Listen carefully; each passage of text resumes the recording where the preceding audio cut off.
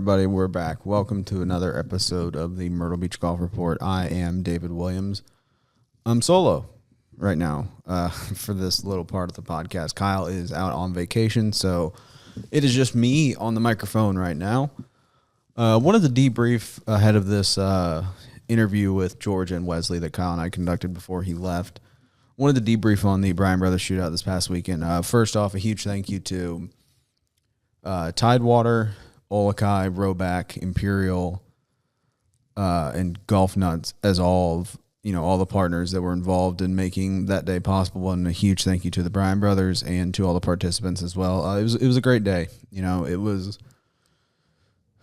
was 75 and sunny, which was kind of shocking for November 2nd. But it was an awesome day. I think everybody had a really good time. There's going to be more of these. I know I saw some comments asking about, the next time and everything like that. There will be more.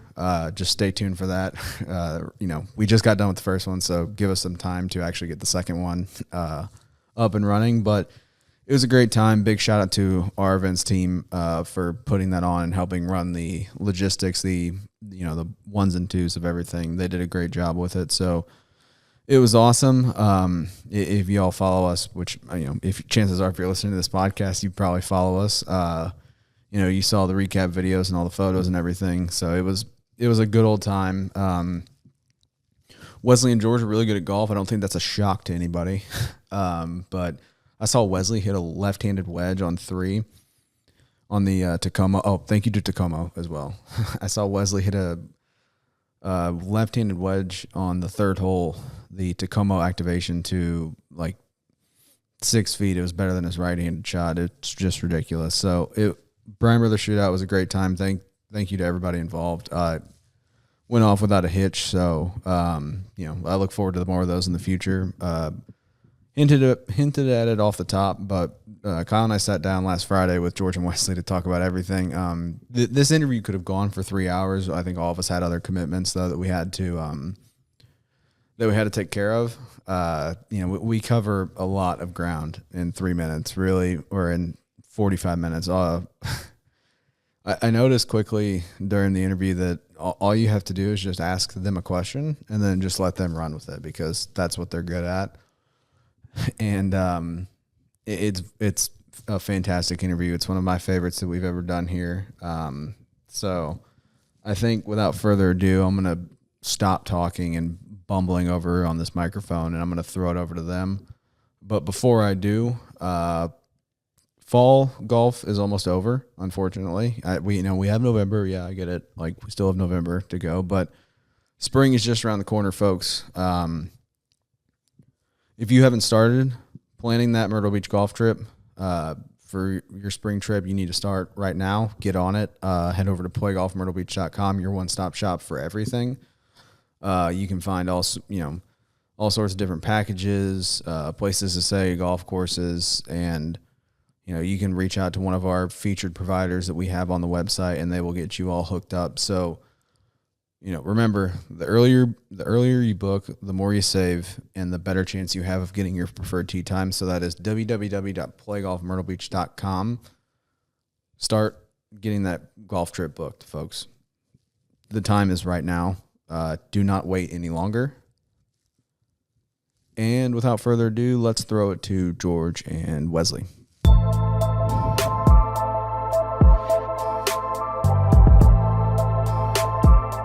Welcome to another episode of the Myrtle Beach Golf Report, powered by Play Golf Myrtle Beach. I'm Kyle Oland, and as always, joined by my friend David Williams. And this week, we are joined by two friends. At least I think they're friends. They might be friends.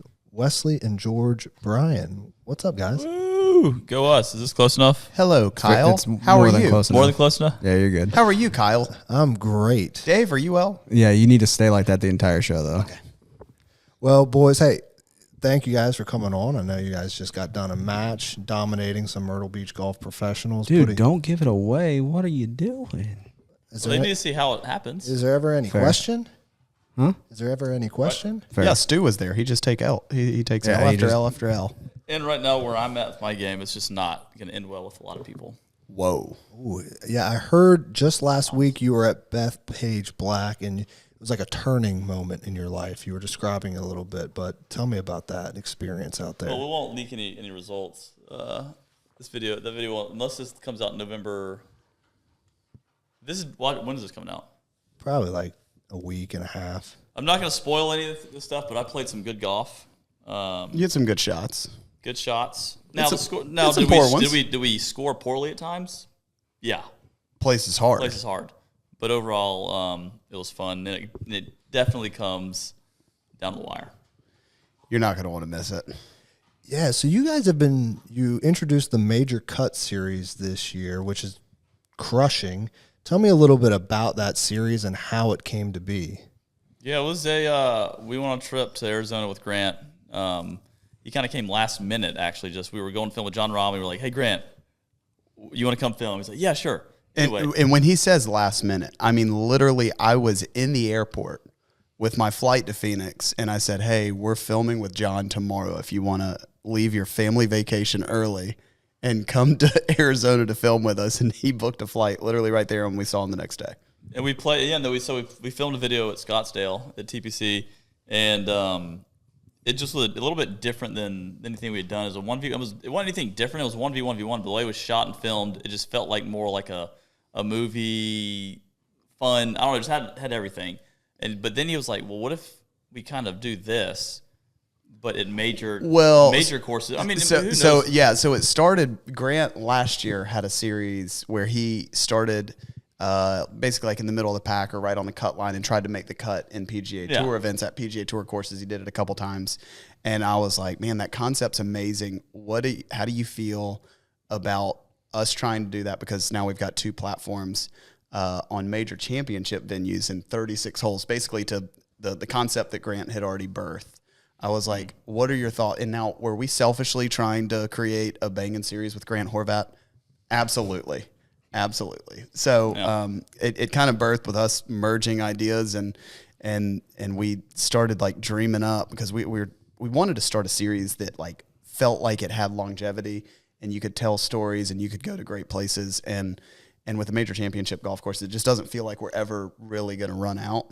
Mm-hmm. And but I mean, Grant is a creative genius, and now that's about all that he's a genius at. But and he swings the golf club really nice. Now, I want to ask you guys. So you've done a lot, right? Major Cut series, a bunch of different stuff in your guys' career. What was the one moment for you all as Bryan Brothers was being birthed, essentially? What was the one moment that you all were like, okay, like this is actually going to work for us? It was, there was a couple of videos we started in 2014. And I think the end of 2014, we filmed 2 videos. One with Legendary Shots, was our first like big collaboration at Purcell Farms with like people they were outside of golf, but like they were a big player in the YouTube at the time, and it got well over 1 million views and was super popular. And we're like, wow, that's kind of cool. And then but I can't remember if the timeline if GoPro was before that. I think it might have been slightly before, but GoPro. It was about the same time, Joe Dan. GoPro had reached out and they basically said, hey, if we send you a bunch of cameras, can y'all go out and shoot your normal content that you shoot, send it off to us, let us produce it and put it on GoPro's YouTube channel. And at the time, before GoPro was the first one. We filmed it before. Anyway, they believed in us, like a massive company. We're like, hey, we want to feature what you're doing and collaborate. And they also makes no sense. Also, what was cool about that is they sent no support. They sent nothing. They literally just sent us the cameras and said, y'all go do what you would normally do, and gave us as creators the freedom to go out and do whatever we want, film it. Mm-hmm. And they were going to put it on their main platform. And at the time, basically every video that they uploaded was getting 5, 10, 15, 20 million views. It was right when GoPro was kind of hitting its real sweet spot as a company. And that was the moment that George and I looked at each other and were like, now, if a company like GoPro that is basically at the top of the game in content creation is interested in helping tell our story, then obviously we got legs. And then we've got Joe Gilliland over there sitting in the corner right now, who has been one of the founding fathers of all thing golf content creation. And basically him being able to go out to the marketplace in an untraditional way and be able to kind of sell these concepts of what we're doing to these corporations was pretty special. Yeah. So yeah, no, but so that like gave us the like, wow, maybe we can do this as like a job.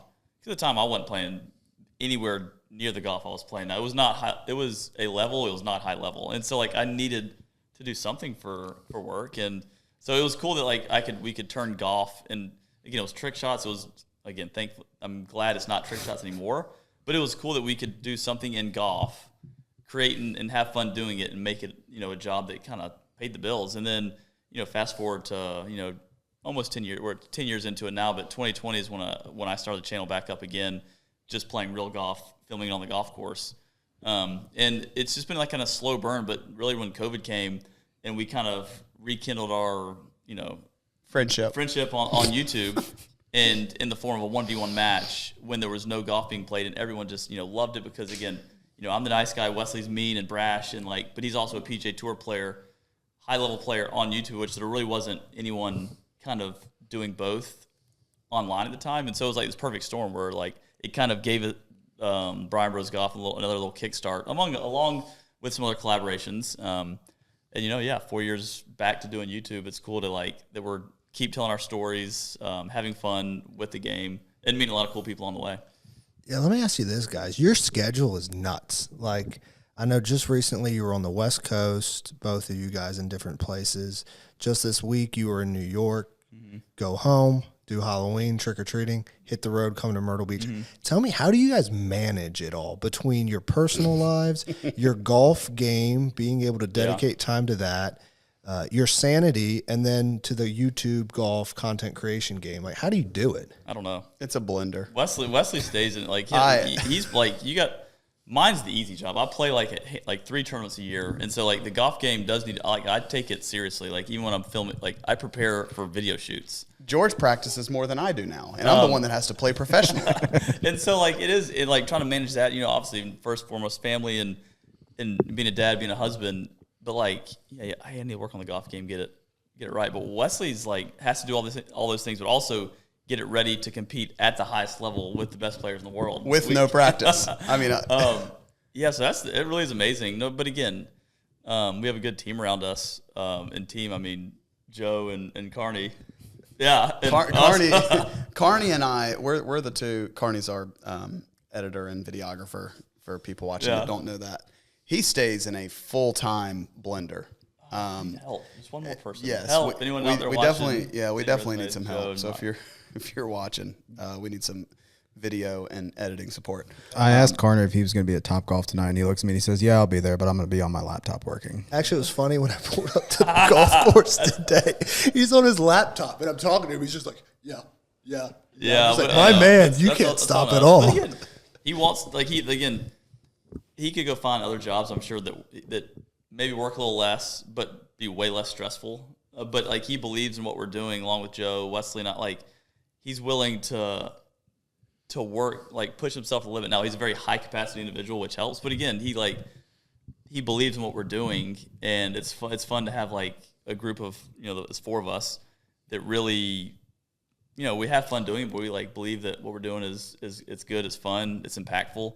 And so it's been a wild, kind of crazy ride. Yeah, I mean, I believed in it so much that I was willing to give up my PGA Tour career to try and do this stuff full time. Man, it's really hard to give it up when you're missing 10 cuts. Well, I know. So the way last year finished, it was pretty poor. I don't know where I finished on the FedEx list. Maybe 180 or so, or 170.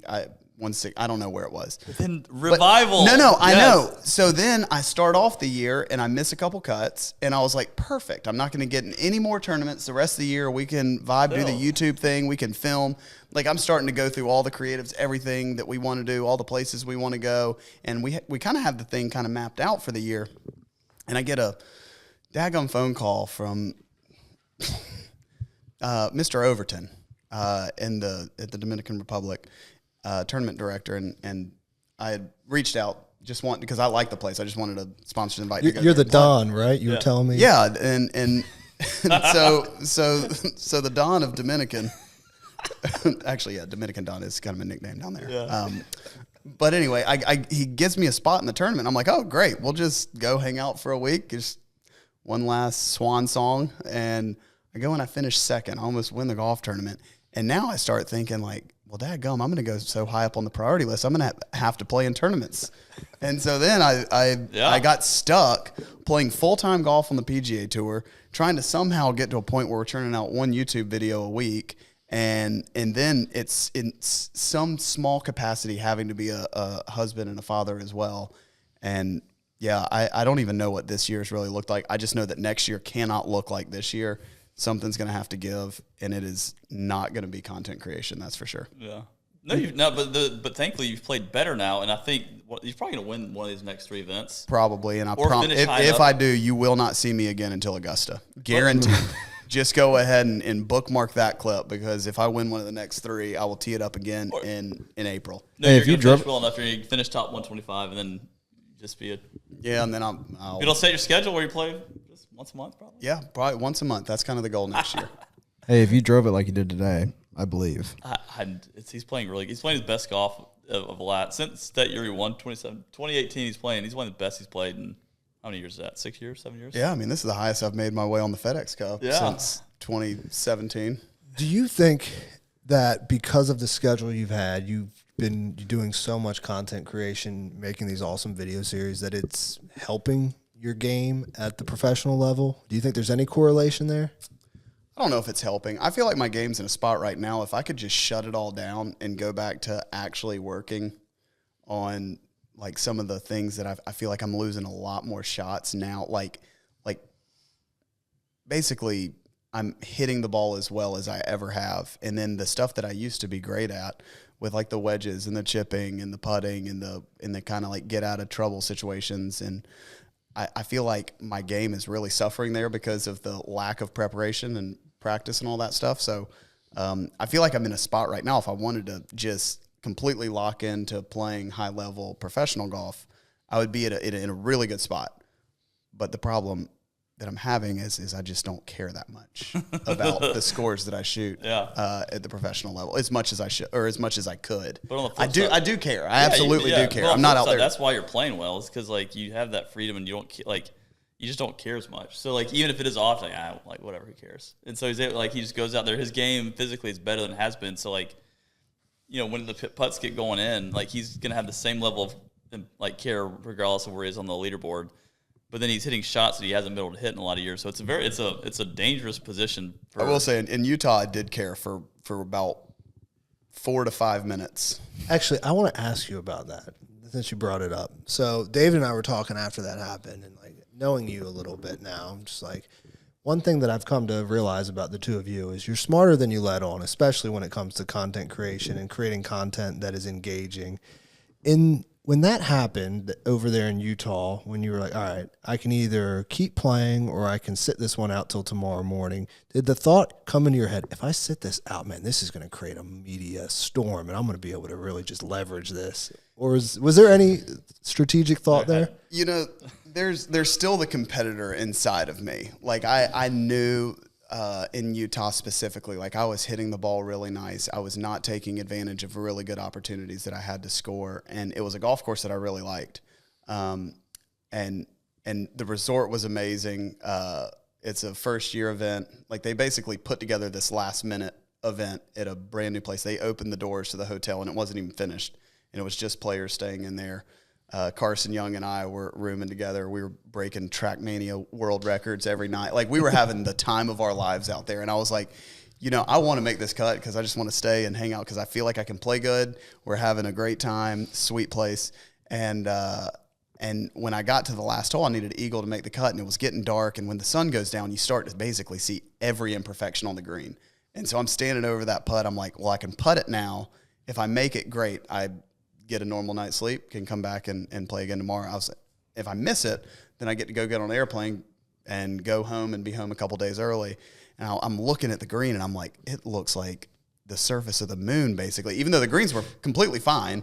But when the sun goes down, you see every little imperfection. I was like, I can't make the putt. Mentally, I couldn't make the putt. And so I wanted to come back for fresh greens, and I knew what the putt was doing. So when I came back, I never thought about, hey, you know what, this is going to be all over the internet and all that stuff. But anyway, it was a perfect storm. Yeah.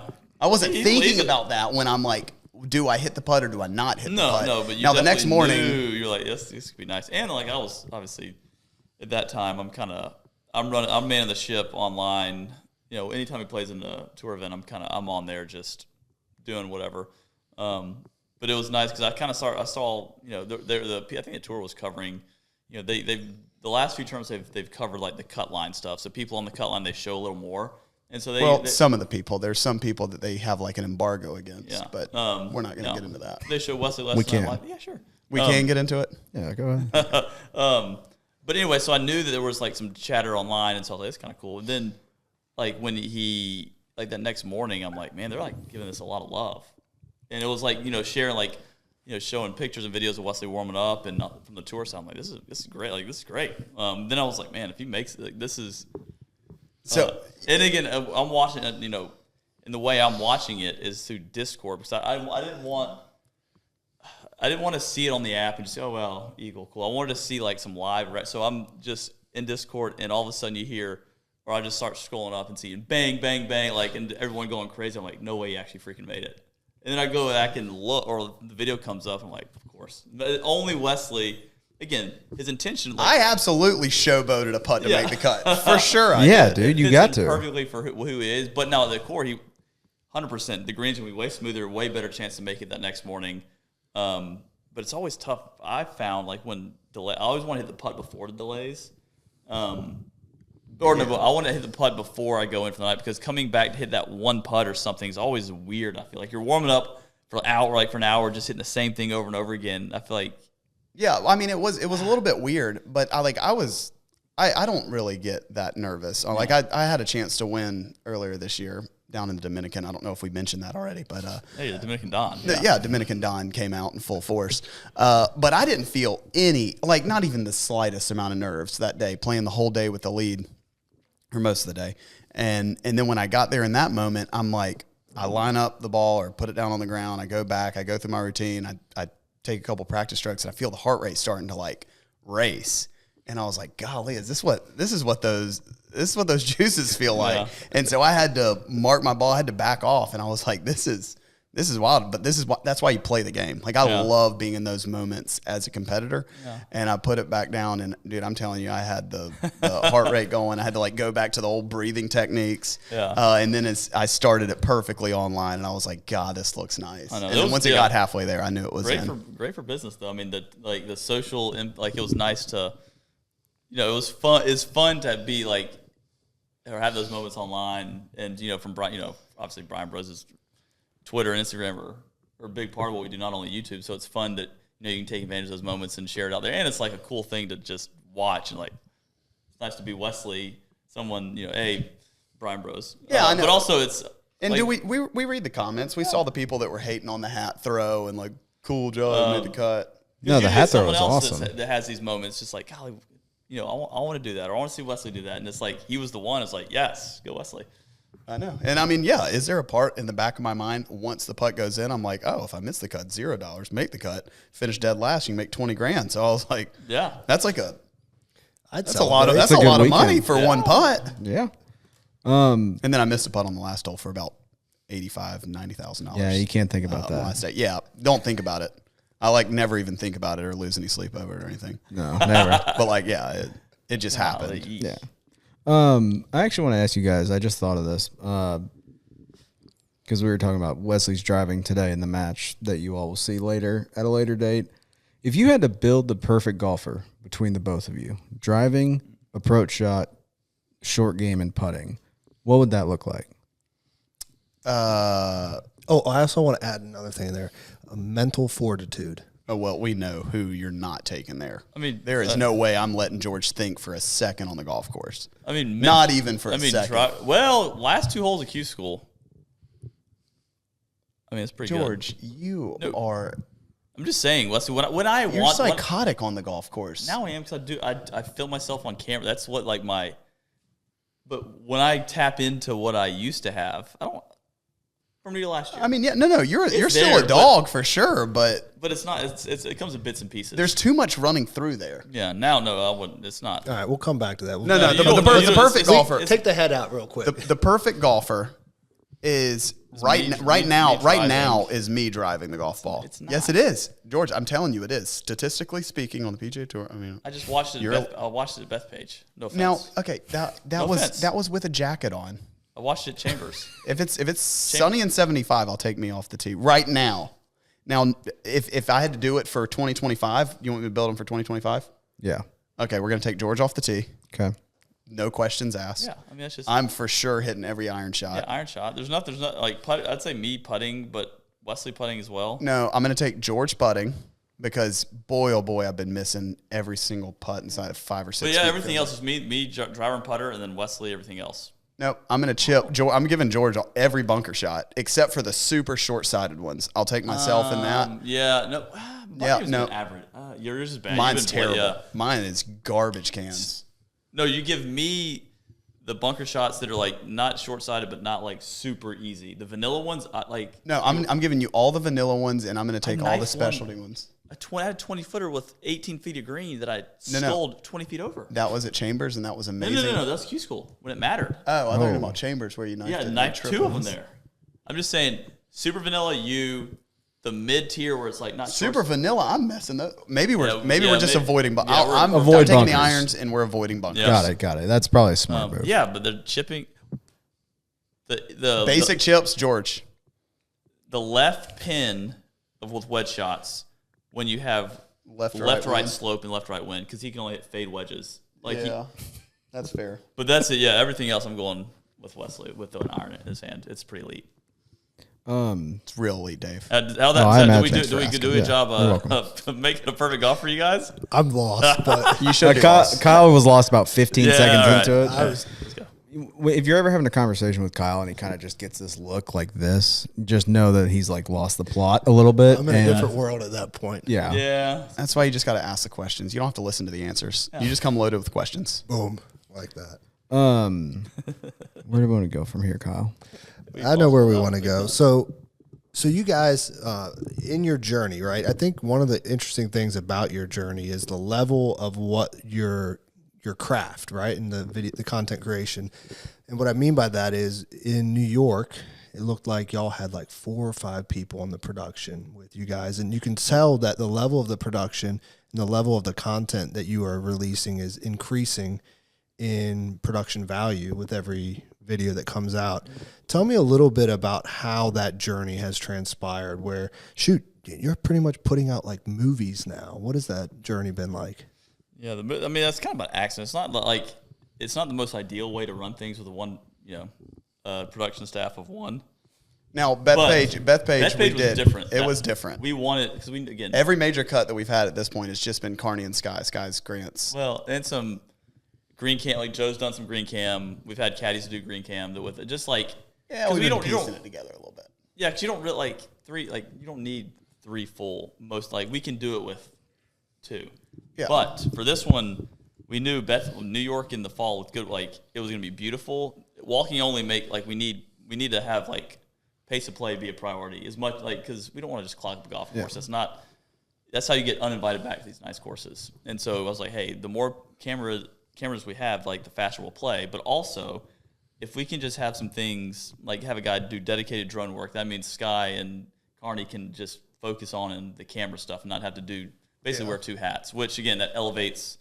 The overall product. And in this one, again, we had a guy come take photos and another guy. So we had like... Well, the way it went down is we had our normal 2. We were going to bring another guy along, the guy that used to edit our videos because he had all the licenses to fly the drones because it's right next to an airport, and then shoot some B cam stuff, some green cam stuff. Like it was just going to be 3. And then there was another guy that we wanted to maybe try out for next year. And so then he ended up coming, and then our old editor was like, "Hey, my buddy, we're going to be in town for the marathon. Can he just come out and take pictures and hang out basically for a couple of days?" We're like, yeah. So we look up his stuff, and it is unbelievable. Yeah. So we had full coverage. It was too much, but it is going not to be not for major cuts. I think we found again. I think a lot of people will Grant Sky or Carney, I'm like, it's a little too much. But I think having too many people and something like this where you can, again, we don't want to be the ones that like hold up. Oh, like, yeah. 6-hour rounds. So like if you have to We played a normal pace. yeah, We filmed filmed a walking Bethpage. Yeah. We put filming it. Pretty two damn movies in 2 days, and we filmed at a normal pace, or maybe even above what their normal pace of play is at Bethpage. Yeah, this one's gonna be beautiful. And again, it's not, you don't need this for every video, because I think where YouTube golf is like the sweet spot is like not making it feel too produced while making it feel like you're just like you want to make it look beautiful and whatever, but sometimes if it's too produced, you lose that connection of like you and the audience and the people you're playing with, where it's just like, hey, we're just playing golf and y'all come along with us. And so like you want to have that balance of like it looking beautiful and being produced, but you don't want to like overdo it, because that's when it gets like people might start thinking it's like staged at some yeah, point. I don't know. And Like, it's just, but for this one, like major cuts, I want like, I feel like at this point, it's an amazing series. We're going to amazing venues, and so we want to like bring out all the bells and whistles and make it look beautiful, tell the story of the golf course, of us, and I don't know. And I'm excited for this one to come out. And months back, though, we had a goal, kind of a goal. We want to win an Emmy. We want to win. We want to win an Emmy. And so we're trying to find the best way to do it. We think through the major cut. They have this category. It's like the regional Emmy is like lifestyle, something or another. And so anyway, I think Joe, have we filled out the paperwork yet?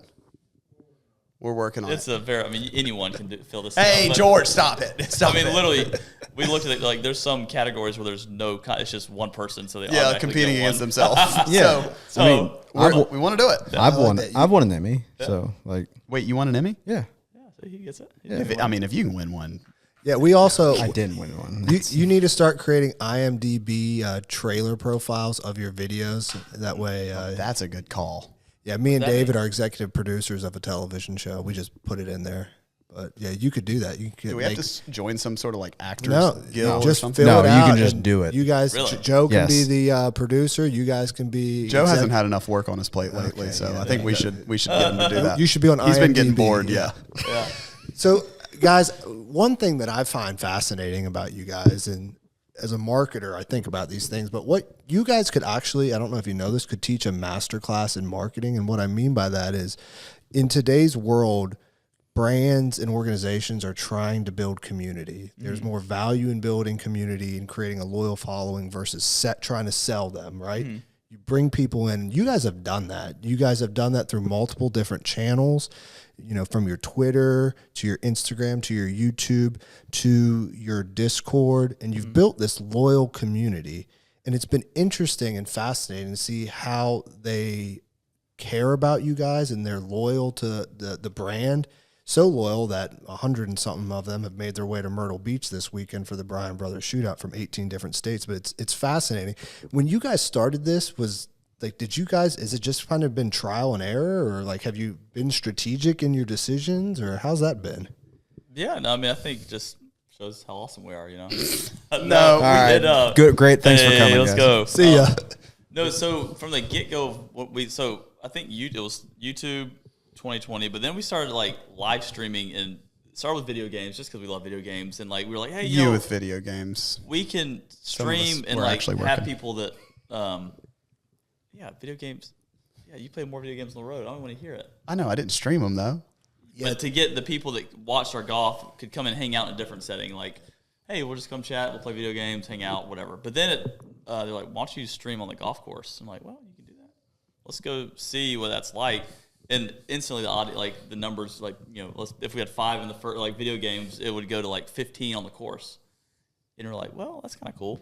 But then you start doing it and you realize that streaming, you build this different connection of like people, you're hanging out with someone for a couple hours, like getting to know, usernames. And then all of a sudden it becomes, we start Discord, and it becomes more like a family. And again, from the when we started Twitch, we're like, hey, I want to build a community that's like, yes, they're watching us play golf, but it's somewhere that anyone that's watching can come and just be a part of this and be friends and like make this a golf community that, yes, we're like the faces of it, but anyone can join.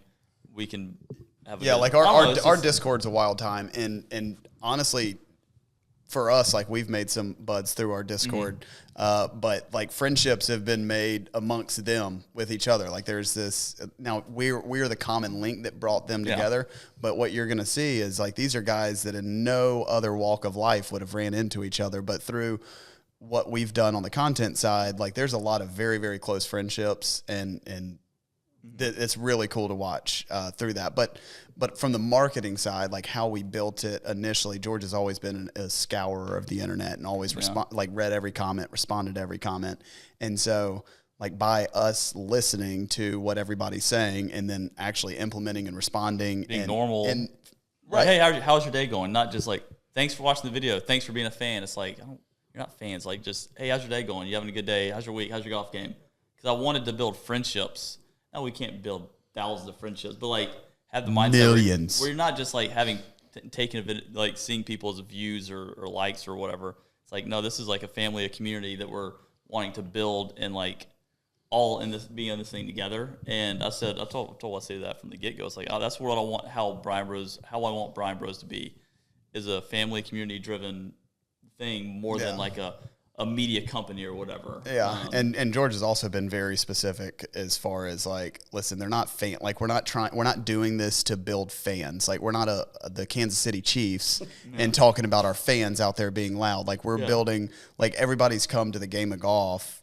And that's what's like bonding all of us together. But we're just trying to create content for other people to enjoy, for friends and families to be able to sit down in a room to where it's family friendly content to be able to enjoy.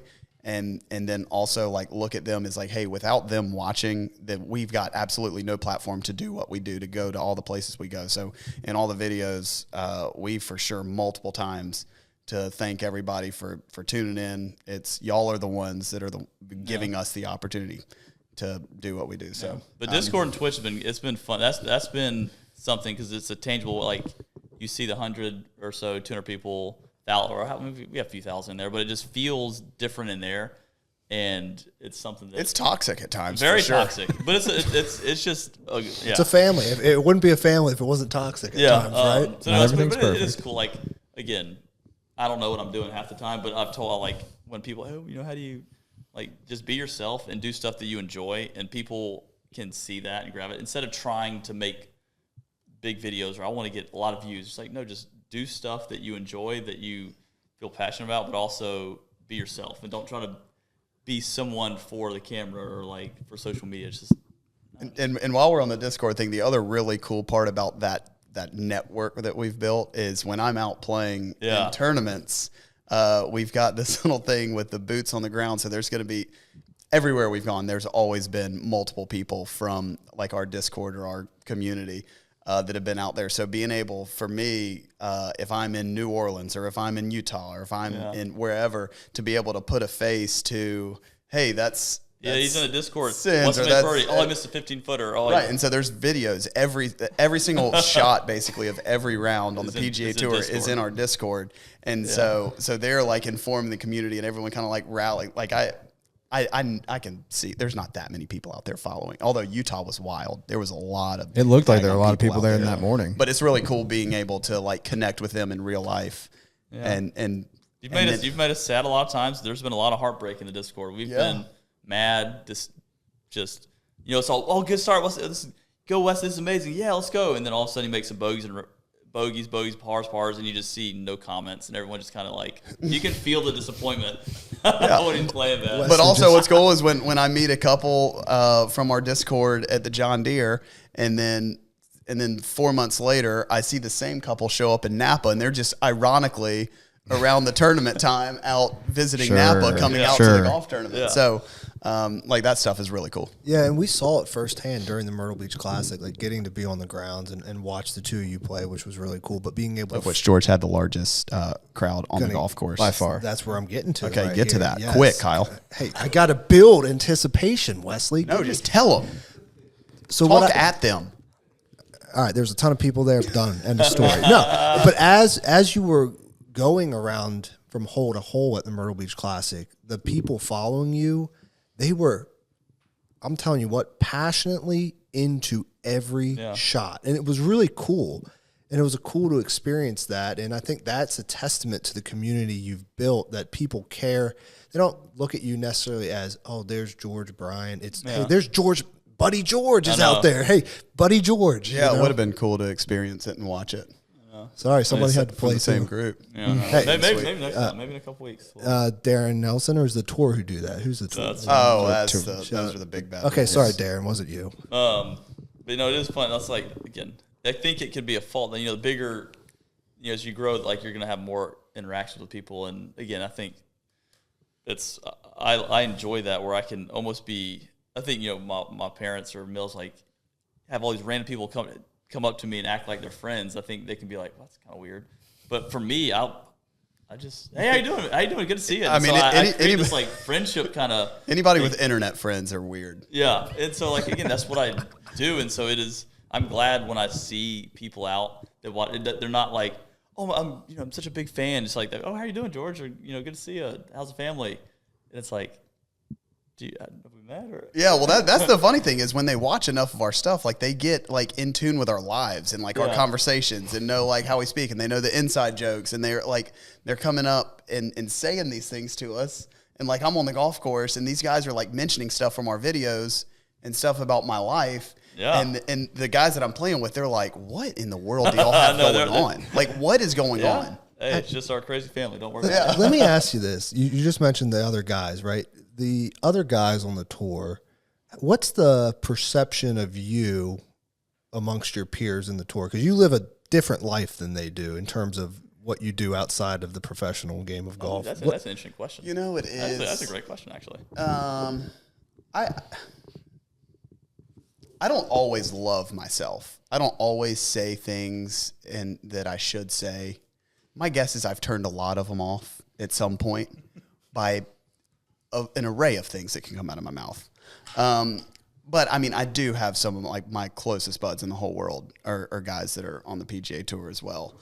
I think that initially, like when you always have someone, or when we had a lot of times Carney out there, camera in our face, like 24/7, doing all the stuff. Like there's some guys that have embraced it, and you've seen them pop up all over YouTube now on different channels. But your John Rahms, your Colin Morikawas, or like your Joel Damons or whatever. Like these are guys that have like come up like when we're filming and just like inserted themselves just to like joke and laugh around with us.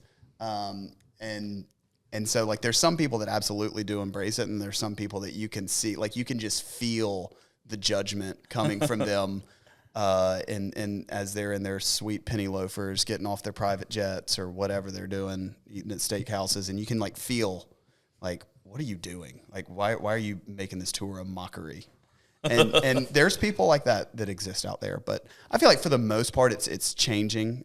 They've seen enough of it at this point and understand like, hey, you know what, they're actually, I was a little turned off at first, but I appreciate what they're doing now, because really ultimately what we're doing is just trying to grow the game of golf and introduce the game to kids, and if people want to get mad at that, then it's shame on them. Yeah. Speaking of the tour, I was doing research for the show. Wesley, this is for you. I stumbled across your bio on the PGA Tour. Man, I haven't updated that in years. Yeah, I just want to run through a few true or false with you. Am I suspended? No. No, this is stuff that's actually on the website. Oh, okay. True or false, you chose golf over baseball because it gave you the best chance at earning a college scholarship. That absolutely is true, although... You were so sick when you're 9. I mean, George, I'm just saying that I had a chance. Not a great chance. I definitely had a chance. The 4th graders couldn't hang with me. They couldn't.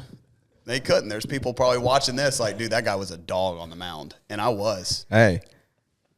Now, was I 12 and throwing it 48 miles an hour or whatever? Probably. No, you were good. Yeah.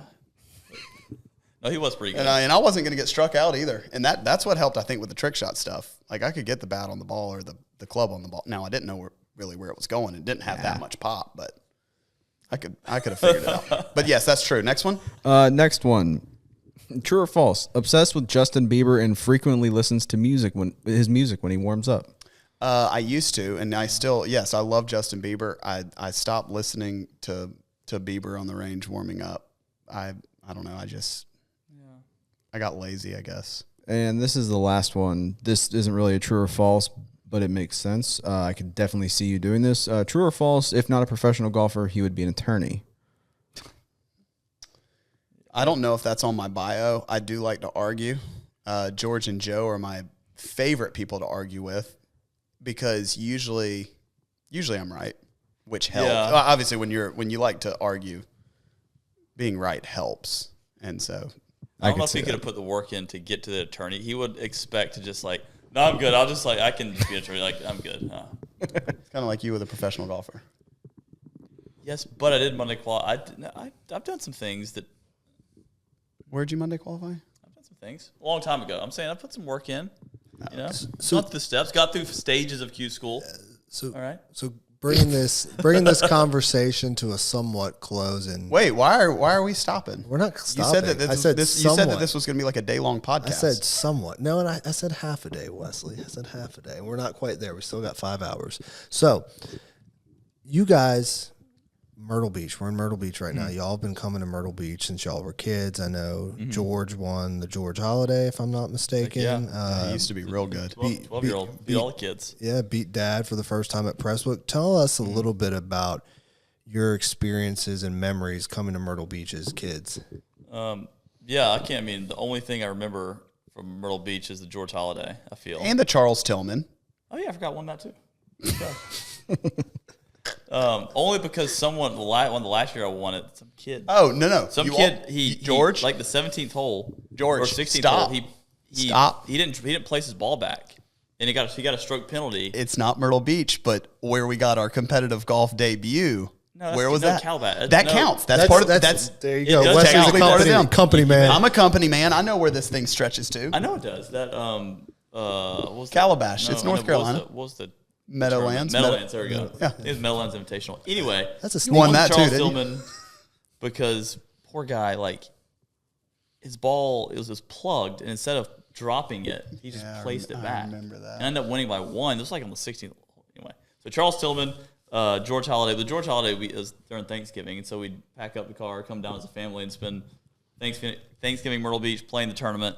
But then winning it also kind of, it was my first ever big win Against Jesse Spears. Jesse Spears in a playoff. In a playoff. We all remember that. Yeah. It was cool. So as my, that kind of got my competitive. I mean, I wasn't very competitive and played tournaments before then, but that really kind of sealed the deal as I was going to keep playing this for a while. And so, yeah, so again, beating Dad down here, we didn't play great golf, but still beating your pops is a big memory for a kid that, like myself. And, yeah, a lot of fun was had. Shining laser pointers at hotel rooms. Good, on the Ned. beach. Laser Wait, what's this? Tell me this. Like right there, you're. Oh, you would be those back in kids. the laser pointer era. Everyone had. Oh, everyone had a Yeah. laser and pointer. you go on the beach just in your background here and just start shining it on the hotels. I love that. Laser pointers. That's And golly. synonymous with Myrtle Beach in my mind. But yeah, so And he loved it so much that he married a girl from Myrtle Beach. Yeah. Shout out Mills. Did you know, actually, speaking of Myrtle Beach, there's a George Bryan in the Myrtle Beach Golf Hall of Fame. Did you I know knew that? But someone Okay. texted me and said, "Hey, this is all George Bryan's on or no, when we were here, I was like, this, you're a lot younger than the George Bryan here, because I think he won something at the Dunes Club or was on the, What did he do? He invented the golf package. He built a hotel. Yeah, he built a hotel, invented the golf package. What are the chances we Wow. can get George in the Myrtle Beach Golf Hall of Fame? Hey, Dustin Johnson made it, so there's hope for you I mean, guys. won the George Holiday. Charles Tillman played in a tour event here. Okay. Well, kind of won the Q. Lost in a playoff in the No, Q. you count those as wins. That's a T1. You count those as Hey, wins. won. the resume's building. Hey, Created some dope YouTube videos down here. we- Shot 77 or 8 at At Caledonia. in the Caledonia. First match That of the was year. sick. we know the guy who puts it together, so there's hope. Wesley, what about you, man? The memories that you made as a kid here. Actually, let me back up. The George Holiday, did you play that on Thanksgiving Day? Like, It was or was it- I remember celebrating Thanksgiving. okay, with, I wasn't sure if you ate turkey and then went I out to think the yes, course, you or did. You did because remember after the round of the It was Friday, Saturday. There was a big cookout or something. I remember one of the years we went to like a cafeteria. That they give them your voucher and you got your Thanksgiving meal or something. Piccadilly or what's the other one? No, I don't remember. Golly, those were times though. Yeah, wow. My memories of Myrtle Beach, the exact same as George. I think I won the Charles Tillman one year, I believe. Definitely didn't win the George Holiday. But yes, my first golf experience, I remember my best bud started in first grade, Grayson Hudson and George, we all got in a car and came to play in the Meadowlands Golf Tournament in Calabash, part of the Grand Strand, even though it's in North Carolina.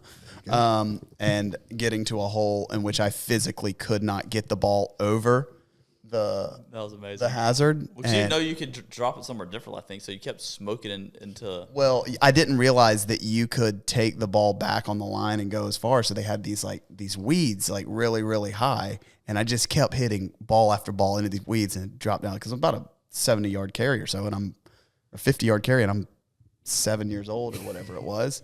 And so I made I ended up having to chip it sideways. Anyway, I ended up getting over the thing, but I made probably a 15 or 20 on the hole. Yeah. and I shot a squillion, but I didn't let that get in my way of my love for Myrtle Beach. Yeah. Your own 10 cup moment. Yeah. Well, 10 cup wish he had a moment like that. That's fair. One more question from me. Can you guys believe that Kyle is missing your event tomorrow at Tidewater? He misses every time we come in town. He leaves. It's it's customary. It's on brand. No. Yeah, actually, yeah. And it just happens. Yeah. Where are you going this time? Delray Beach with my wife. It's our yearly trip. We just take the two of us. So that's fun. Right on are your kids coming to Now I look like a bad guy. No, they're not going to be there.